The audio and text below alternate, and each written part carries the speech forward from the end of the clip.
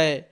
रूप वैभव की दृष्टि से भी महान योग्यता का है, क्योंकि उर्मिला सहित सीता श्री राम और लक्ष्मण के अनुरूप है। नरेश, इसके बाद मुझे भी कुछ कहना है, आप मेरी बात सुनिए। राजन, आपके छोटे भाई जो ये धर्मज्ञ राजा कुशध्वज हैं बैठे हैं, इन धर्मात्मा नरेश के भी दो कन्याएं हैं जो इस भूमंडल में अनुपम सुंदरी हैं। नरेश, भूपाल में आपकी उन दोनों कन्याओं का कुमार भरत और बुद्धिमान शत्रुघ्न, इन दोनों महामनुष्य राजकुमारों के लिए इनकी धर्मपत्नी बनाने के लिए उद्देश्य से वर्ण करता हूँ। राजा दशरथ, ये सभी पुत्र रूप और यौवन से सुशोभित, लोकपाल के समान तेजस्वी तथा देवताओं के तुल्य पराक्रमी हैं।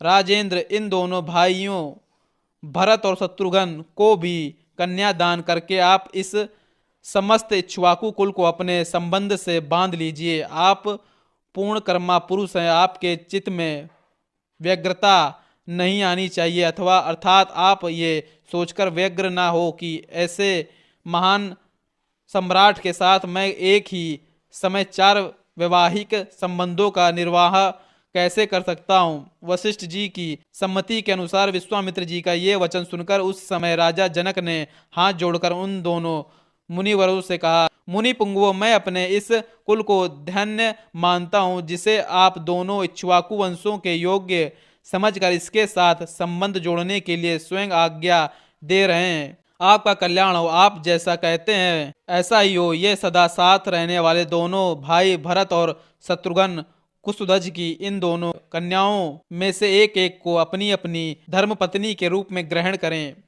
महामुनि, ये चारों महाबली राजकुमारी एक ही दिन हमारी चारों राजकुमारियों का पाणी ग्रहण करें। ब्राह्मण, अगले 2 दिन फाल्गुनी नामक नक्षत्र से युक्त है। इनमें पहले दिन तो पूर्वा फाल्गुनी है और दूसरे दिन अर्थात परसों उत्तरा फाल्गुनी नामक नक्षत्र होगा, जिसके देवता प्रजापति भग तथा आर्यमा हैं। मनीषी पुरुष उस नक्षत्र में वैवाहिक कार्य करना बहुत उत्तम होता है।